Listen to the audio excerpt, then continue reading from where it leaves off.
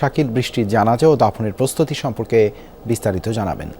দেবাশিস, কিছুক্ষণ আগে কিন্তু খবর এসেছে বৃষ্টির মরদেহ নিয়ে কিন্তু এয়ারপোর্ট থেকে রওনা হয়েছে এবং স্বজনরা বলছেন হয়তো দুপুর নাগাদ তার মরদেহ এসে পৌঁছবেন। তারপরে কিন্তু তার পারিবারিক যে কবরস্থান রয়েছে সেখানে তাকে দাফন করা হবে। তবে আমরা জানাজা সম্পর্কে যতটুকু জানতে পেরেছি যে বাদ আসর এখানে তার বাসার পাশেই বাড়ির পাশেই একটি স্কুল রয়েছে, যেখানে চরগোবিন্দপুর ইউকে উচ্চ বিদ্যালয় যেটি রয়েছে, সেখানে কিন্তু তার জানাজা হবে এবং জানাজা শেষে কিন্তু তার যে পারিবারিক কবরস্থান রয়েছে, দাদা এবং দাদির কবরস্থান, সেই দাদা দাদির পাশে কিন্তু বৃষ্টিকে সমাহিত করা হবে, এমনটা কিন্তু পরিবার থেকে বা স্বজনরা জানিয়েছেন। তবে এখানে যারা স্বজনরা রয়েছেন তারা কিন্তু নির্দিষ্ট সময় বলতে পারছেন না কখন নাগাদ এসে পৌঁছতে পারে। তবে তারা বলছেন হয়তো 2টা থেকে 3টা নাগাদ বৃষ্টির যে মরদেহ রয়েছে সেই মরদেহ এখানে আসবে, তারপরে হয়তো তারা বাকি কাজ সম্পন্ন করবে।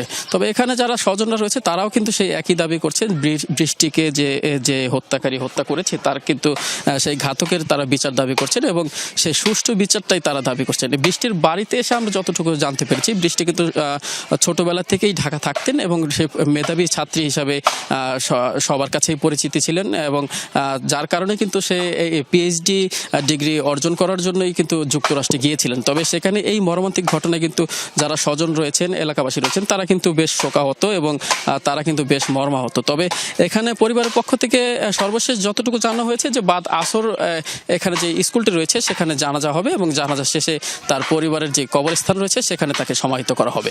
দেবাশিস, ধন্যবাদ শাকিল যুক্ত হওয়ার জন্য।